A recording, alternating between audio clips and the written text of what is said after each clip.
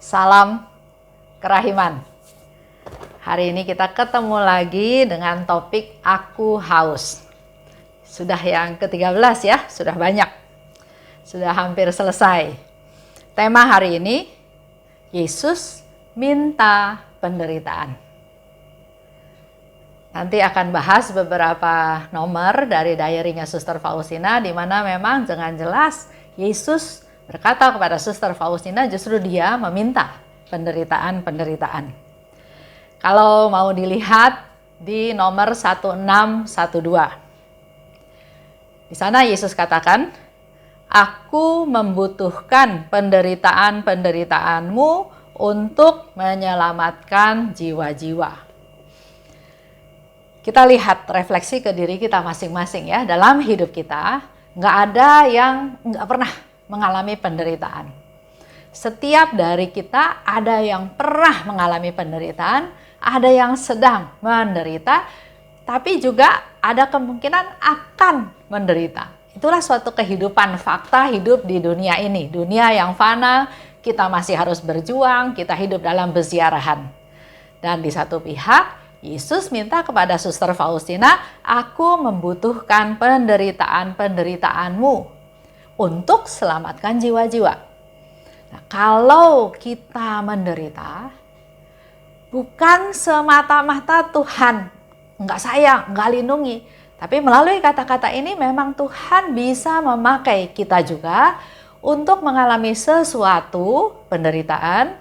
Tapi mari penderitaan itu kita persembahkan pada Tuhan untuk menjadi silih, untuk juga berperan dalam karya keselamatan untuk menyelamatkan jiwa-jiwa. Contoh yang sederhana. Ada pastor, bukan pastor malah ya, uskup. Bapak Ibu juga mungkin pernah dengar cerita ini. Uskup menampung seorang keluaran dari penjara karena dia di penjara karena dia suka mencuri. Tapi Bapak Uskup menampung dia karena si narapidana ini walaupun sudah bebas, dia tidak punya tempat tinggal. Dia tinggallah di keuskupan. Malamnya ternyata dia mencuri barang-barang uskup. Keesokan paginya dia lari dengan barang-barang yang ada di keuskupan, tapi bagusnya ketangkep sama polisi. Polisi periksa, ketangkap, dan kelihatan itu barang-barang dari keuskupan, maka dibawalah si ex narapidana ini ketemu sama Bapak Uskup. Apa yang terjadi? Bapak Uskup dalam tanda kutip menderita karena dia kehilangan barang-barang dia.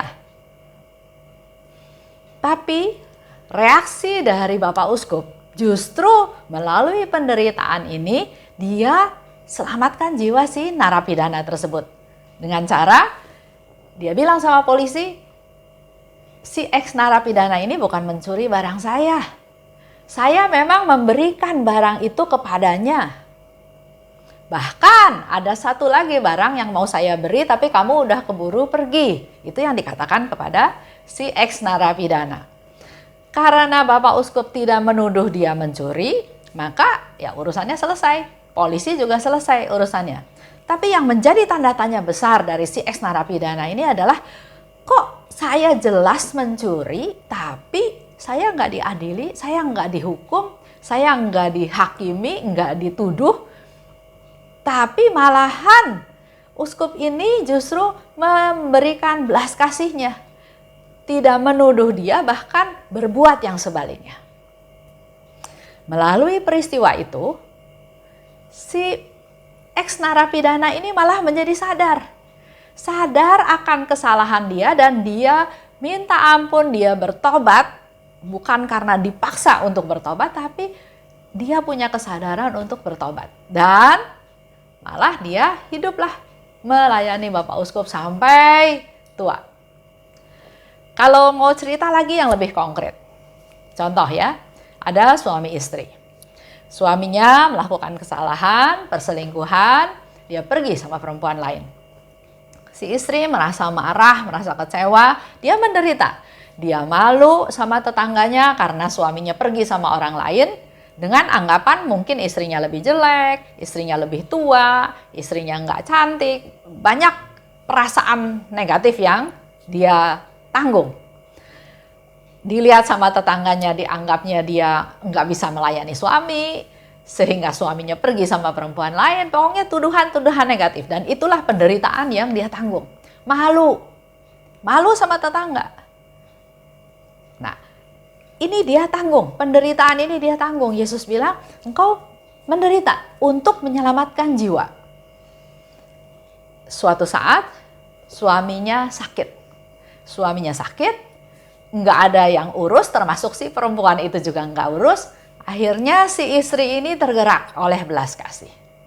Sehingga dia bilang, udah kamu balik lagi aja ke rumah. Kamu tinggal di rumah, nanti ada suster yang mengurus kamu, keperluan kamu dari pagi, siang, sore, pokoknya kamu hidup terjamin di rumah. Akhirnya si suami baliklah dengan keadaan setengah lumpuh karena dia kena stroke, dengan segala sakit penyakit. Memang istrinya tidak melayani dia langsung, tapi dia menyediakan apa yang menjadi kebutuhan dari si suami tersebut. Sampai akhirnya suaminya sadar bahwa dia bersalah, bahwa sebetulnya dia menyakiti hati istrinya, dia minta maaf, dia minta ampun, dan dia bertobat, dia menyesal. Nah, melalui peristiwa ini kita juga bisa tahu, melalui penderitaan si istri, dengan tidak membalas, tapi justru memberikan belas kasih Tuhan, memberikan kerahiman, memberikan pengampunan, si suami menjadi sadar. Disinilah yang disebut membutuhkan penderitaan-penderitaanmu untuk menyelamatkan jiwa-jiwa.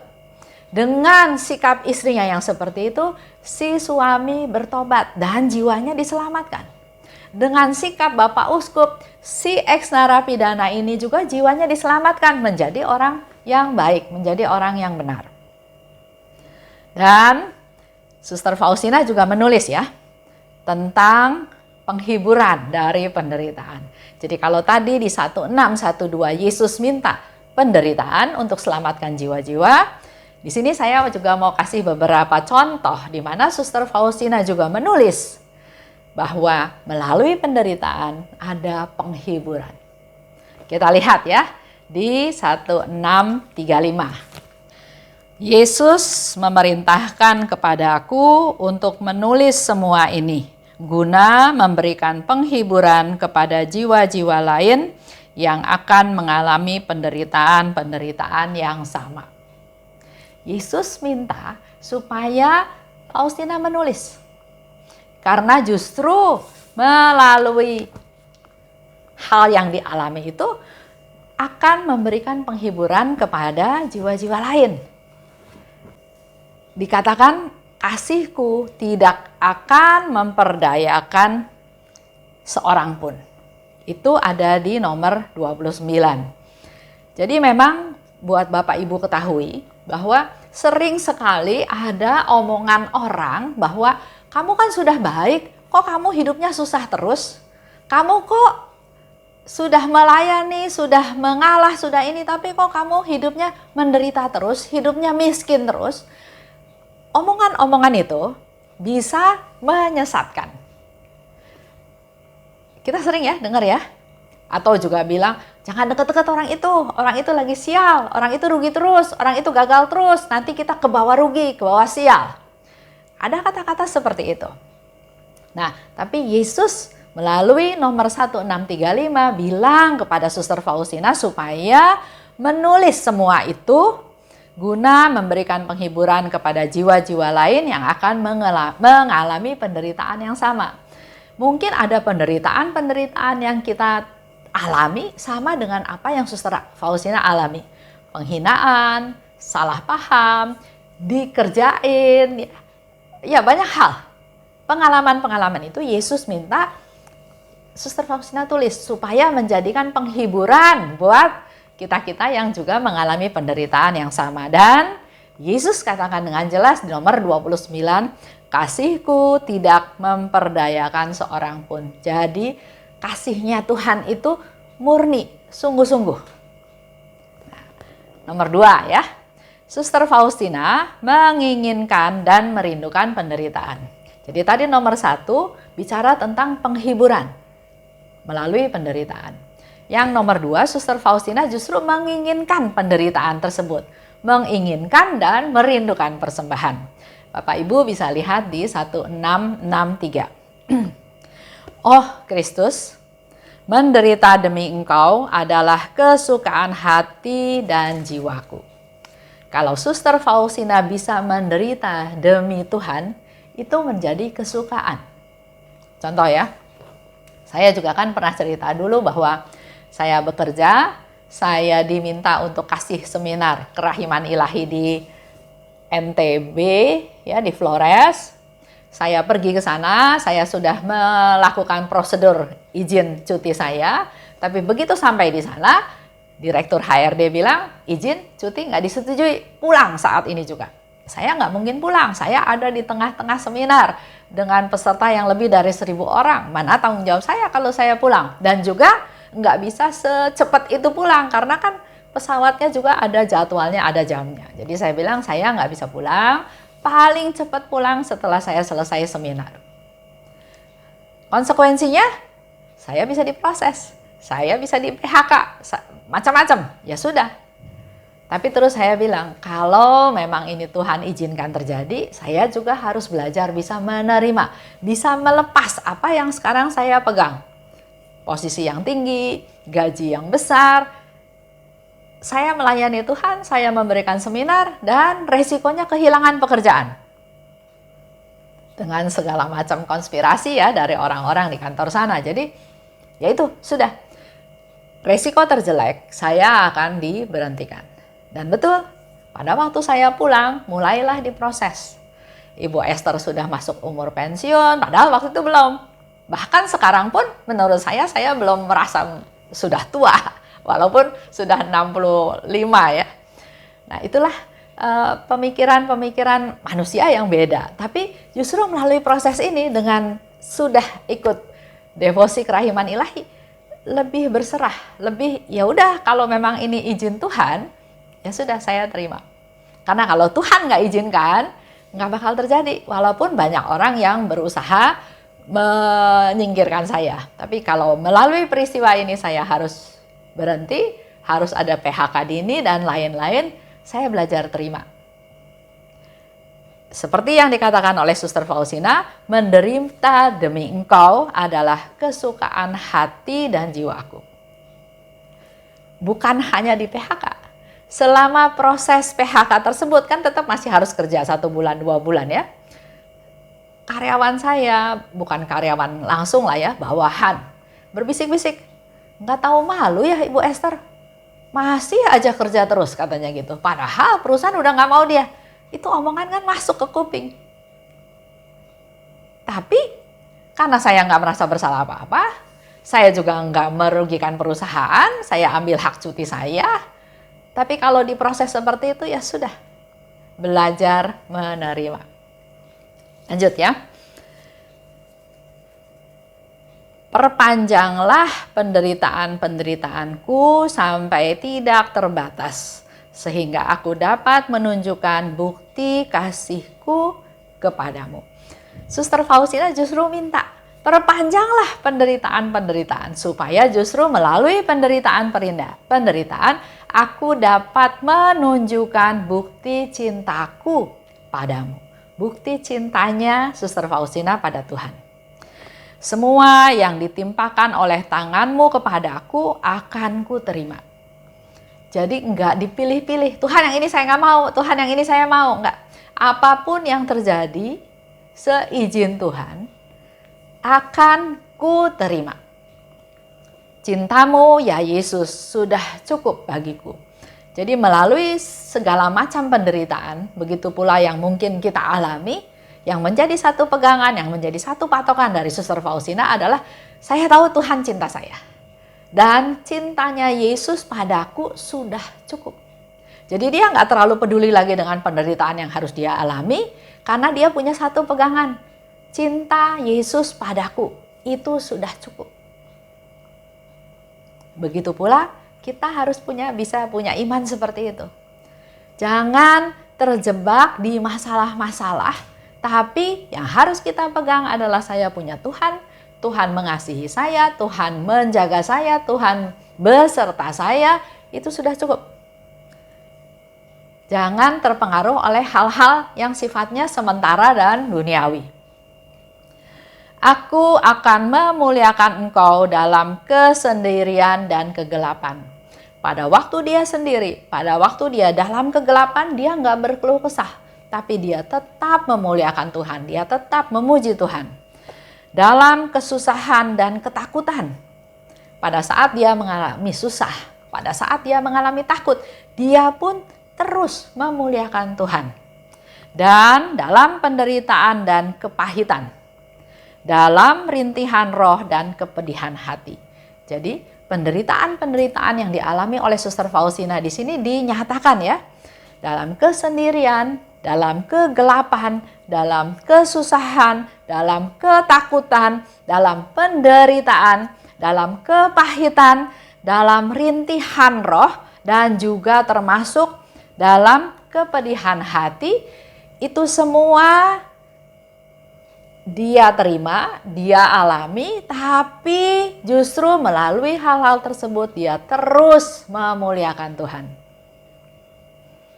Dalam segala hal, semoga engkau tetap dipuji. Jadi melalui segala macam peristiwa, Yesus selalu dipuji, dimuliakan oleh Suster Faustina. Nah, balik refleksi ke diri kita masing-masing. Jangan mengeluh di tengah ketakutan, di tengah kekhawatiran. Contoh ya, dalam masa pandemi seperti sekarang ini. Informasi tentang mereka yang positif, tentang mereka yang meninggal itu kayaknya lingkarannya makin lama makin dekat, mendekati kita semua.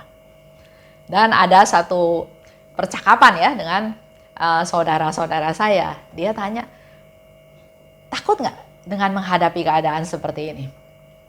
Kita sebagai orang beriman, Tuhan kan bilang, ketakutan itu nggak nambah sehasta pun umurmu.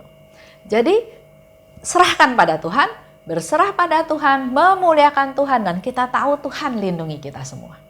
Itu aja yang menjadi pikiran. Jangan ditakut-takuti oleh info-info yang makin lama seolah-olah makin dekat, makin mengerikan. Pernah ya ada teman saya cerita sama saya bahwa saya juga nggak tahu kenapa, tapi saya merasa ketakutan, stres, depresi, sampai suaminya mencari seorang psikolog buat dia. Ya, begitu menakutkan atau begitu mencekam. Maka sebelum kita masuk ke dalam kondisi itu, maka kita bersyukurlah senantiasa. Syukuri semuanya. Bangun tidur, syukur masih sehat.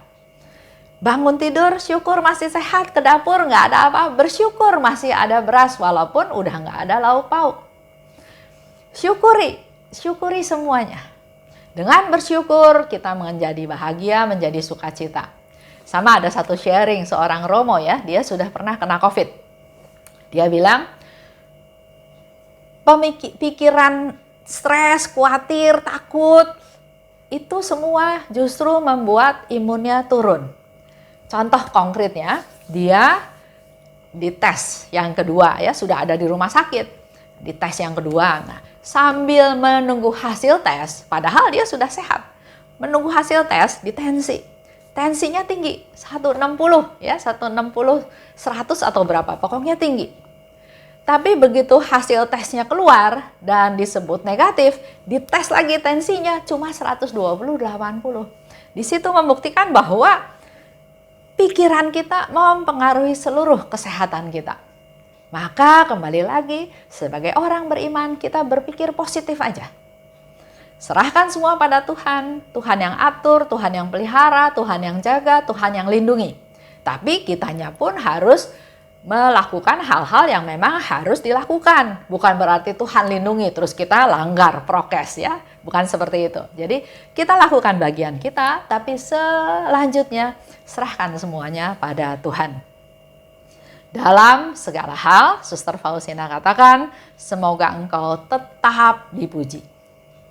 Yang ketiga, Suster Faustina menderita bersama Yesus. Di satu pihak, Yesus minta Suster Faustina menderita, dan hari ini yang ketiga, Suster Faustina menderita bersama Yesus. Kita bisa lihat di 1032. Dalam Misa Kudus, Aku melihat Tuhan Yesus dipaku pada salib di tengah siksaan-siksaan yang keji. Suatu rintihan lembut keluar dari hatinya. Tak lama kemudian ia berkata, "Aku haus. Aku haus akan keselamatan jiwa-jiwa. Tolonglah aku, putriku, selamatkanlah jiwa-jiwa. Padukanlah penderitaan-penderitaanmu dengan sengsaraku, dan persembahkanlah semua itu kepada Bapa Surgawi untuk keselamatan orang-orang berdosa." Ini sudah pernah kita baca, kita bahas ya di sesi yang sebelumnya. Tapi hari ini saya mau menekankan bahwa Suster Faustina mau menderita bersama-sama dengan Yesus melalui cerita Yesus yang disiksa di atas salib. Tapi memang Yesus minta, tolonglah aku untuk selamatkan jiwa-jiwa. Dan kalau penderitaan kita enggak kuat menanggungnya, padukanlah, satukanlah dengan penderitaanku, kata Yesus, dengan sengsaraku, dan itu persembahkan kepada Bapa. Jadi untuk kita semua yang menderita, jangan berjuang sendirian. Pasti nggak bakal mampu, pasti akan jatuh di tengah jalan. Tapi hari ini Yesus katakan, padukanlah dengan sengsaraku di atas salib. Dan persembahkan semua penderitaan itu kepada Bapa Surgawi untuk keselamatan orang-orang berdosa. Yang keempat, Suster Faustina menderita stigmata ya. Kita juga sering sekali mendengar cerita tentang penderitaannya Suster Faustina mengalami stigmata rohani. Itu bisa dilihat di 705. Aku menderita rasa sakit yang nyeri pada tangan, kaki, dan lambung. Tempat-tempat tubuh Yesus ditusuk. Jadi yang dialami oleh Suster Faustina penderitaan rohani itu adalah di tangan, di kaki, dan di lambungnya. Bapak Ibu juga pernah dengar cerita saya ya tentang Teresa Neumann dari orang Jerman yang juga setiap hari Jumat dia mengalami penderitaan tapi nyata, fisik ya, dari tangan, dari kakinya, dari lambungnya, dari kepalanya keluar darah. Aku mengalami rasa sakit ini, khususnya ketika aku berjumpa dengan jiwa yang tidak berada dalam keadaan rahmat. Kalau kita bertemu dengan banyak orang, dengan beberapa orang, kita nggak tahu ini ada dalam keadaan rahmat atau ada dalam keadaan berdosa. Tapi di sini Suster Faustina katakan, dia mengalami penderitaan itu kalau ketemu dengan jiwa yang tidak dalam keadaan rahmat, artinya yang sedang berdosa. Kemudian aku berdoa khusyuk supaya kerahiman Allah merangkul jiwa itu. Jadi ada tanda yang dialami oleh Suster Faustina, tapi justru melalui tanda itu dia berdoa secara khusyuk untuk jiwa itu supaya jiwa itu dirangkul oleh kerahiman Tuhan. Nah, dalam hidup kita sehari-hari, kita mungkin nggak punya kepekaan seperti itu. Tapi mari kita pakai waktu kita selalu berdoa untuk orang-orang yang butuh doa. Yang kita kenal, yang kita nggak kenal. Mari kita terus berdoa. Kelima, Suster Faustina sangat menderita. Itu kita bisa lihat ya nanti di 1558. Aku menjalani sepanjang malam bersama Yesus di Getsemani. Nah, bacaan-bacaan ini sebetulnya bisa menjadi juga permenungan kita pada waktu jam kerahiman. Ada ya seorang teman bertanya untuk merenungkan jam kerahiman, dan memang saya memberi beberapa nomor yang berkaitan dengan penderitaan Yesus. Aku menjalani sepanjang malam bersama Yesus di Getsemani. Dari dadaku melesat satu rintihan yang terus-menerus. Suatu sakratul maut yang alami. Akan jauh lebih ringan Sebab sesudah berada dalam sakratul maut, orang itu akan mati. Kalau orang mengalami sakratul maut, dia mengalami penderitaan yang begitu mengerikan, tapi dia akan mati. Nah, sedangkan Suster Faustina mengalami sakratul maut yang lebih mengerikan daripada orang yang terus meninggal. Karena ternyata sakratul maut itu tidak akhir daripada hidupnya, tapi dia tetap hidup. Jadi dia terus mengalami sakratul maut tersebut. Sedangkan di sini dikatakan orang berada dalam sakratul maut, tapi dia nggak mati. Itu yang kalau saya bayangkan dengan contoh melahirkan ya. Kalau saya waktu melahirkan, anak-anak saya rasa sakit ada. Tapi otak saya bilang bahwa nggak apa-apa, sakit ini sementara. Nanti setelah bayinya lahir pasti sakitnya hilang. Dan memang ternyata seperti itu ya. Nah, sedangkan Suster Faustina merasakan rasa sakit di sakratul maut, tapi nggak ada akhirnya karena dia belum saatnya mati. Oh Yesus, aku tidak pernah membayangkan penderitaan seperti ini dapat terjadi. Itu ada di 1558. Jadi penderitaan yang begitu membuat dia sangat menderita, mengerikan, tapi nggak berakhir. Lanjut ya. Kita lihat lagi di nomor 46. Aku sering merasakan sengsara Tuhan Yesus dalam tubuhku. Ini yang stigmata lagi ya. Meskipun hal itu tidak dapat dilihat oleh orang lain. Dan aku bersuka cita karenanya, sebab Yesus menghendaki demikian. Tetapi ini hanya berlangsung dalam waktu singkat. Penderitaan-penderitaan ini mengobarkan jiwaku dengan cinta akan Allah dan akan jiwa-jiwa yang kekal. Saya mau cerita juga. Dulu pernah pergi tur ke Cina waktu itu. Hari pertama tur masih di pesawat, saya mengalami sakit yang sangat nggak ketahan karena saya merasa saluran kemih saya nyeri, sakit. Saya nggak bisa tahan, pesawat sudah mau mendarat, saya harus ke toilet tapi nggak boleh ditahan, begitu sakit sampai keluar keringat dingin. Akhirnya dengan dipaksa saya tetap ke toilet. Saya pikir, aduh Tuhan, ini baru mulai mau jalan-jalan, tapi sudah mengalami sakit seperti itu. Padahal kalau saya review, saya nggak melakukan hal apa-apa yang menyebabkan saya sakit. Tapi di situ saya bilang sama teman sebelah ya, aduh saya nggak sakit ini. Tanpa saya sadari dia ternyata bawa obat.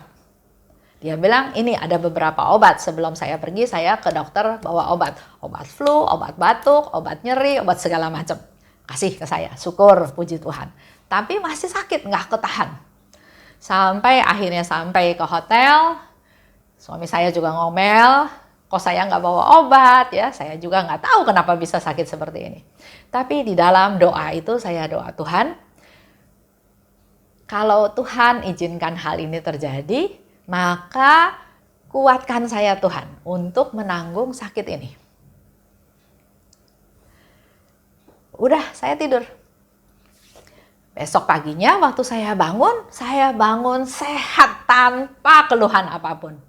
Dan di situ saya merasa bahwa sakit ini yang Tuhan mau adalah saya menerima, bukan komplain. Tuhan, kenapa saya sakit? Pas mau jalan-jalan lagi Tuhan. Belum jalan-jalan lagi, ini baru mau mulai. Bagaimana saya menghadapi besok. Bukan itu ya, tapi ada satu dorongan, saya juga nggak tahu saya bisa berdoa seperti itu. Kalau Engkau kehendaki, mampukan saya menanggungnya Tuhan, supaya saya kuat menanggungnya. Karena dengan saya mengalami hal tersebut, pasti mengganggu seluruh kenyamanan dari rombongan yang pergi jalan-jalan tersebut. Itu sedikit cerita ya. Jadi memang kalau kita alami sesuatu, belajar menerima. Karena mungkin melalui peristiwa itu, Tuhan ingin kita menderita untuk menyelamatkan jiwa-jiwa seseorang, jiwa-jiwa tertentu. Cinta menanggung segala sesuatu. Cinta lebih kuat dari maut. Dan cinta tidak takut akan sesuatu pun. Mari Bapak Ibu, bukannya berharap untuk menderita, tapi kalau penderitaan itu datang, persembahkan pada Tuhan. Seperti yang Yesus katakan, aku menghendaki penderitaan-penderitaan yang kau alami untuk keselamatan jiwa-jiwa. Itu aja untuk hari ini. Sampai ketemu minggu depan. Salam kerahiman.